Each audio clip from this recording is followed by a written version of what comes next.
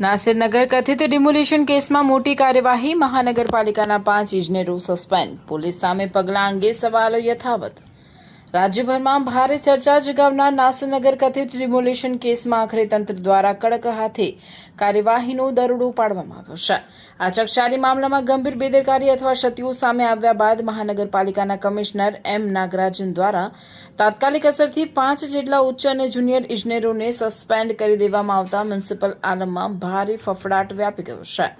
કમિશનરના અગાઉના નિવેદન બાદ આખરી કાર્યવાહી। આ સમગ્ર મામલે સૌથી મોટો વળાંક ત્યારે આવ્યો છે જ્યારે અગાઉ ખુદ મ્યુનિસિપલ કમિશનર એમ નાગરાજને એક સમયે એવું નિવેદન આપ્યું હતું કે અમે કોઈ પણ પ્રકારનું ડિમોલિશન કર્યું નથી। કમિશનરના આ નિવેદન બાદ પાલિકા તંત્રના જ 5 સિવિલ ઇજનેરો સામે સસ્પેન્શનના લેવાયેલા આકરા પગલાંએ અનેક તર્ક વિતર્કો અને ગંભીર સવાલો ઉભા કર્યા છે। જો પાલિકાએ ડિમોલિશન નહોતું કર્યું તો પછી આ અધિકારીઓ કઈ ભૂમિકા બદલ સસ્પેન્ડ થયા હતા તે હવે તપાસનો વિષય બન્યો છે। સસ્પેન્ડ કરાયેલા અધિકારીઓની યાદી।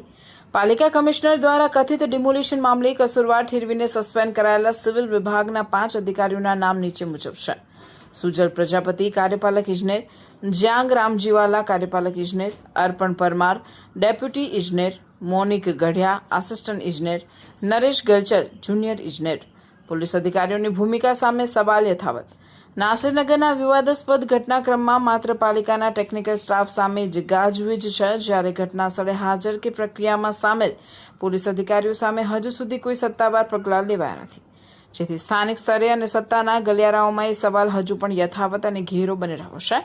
શું આ કેસમાં જવાબદાર પોલીસ અધિકારીઓ સામે આગામી દિવસોમાં કાર્યવાહી કરાશે કે કેમ? પાલિકાના એક્શન બાદ હવે આ કથિત ડિમોલિશન કેસમાં કયા મોટા માથાઓની સંડોવણી બહાર આવશે અને કાયદાનો કોરડો કોની સામે વીંજાય છે તેના પર સૌની નજર મંડાયેલી છે।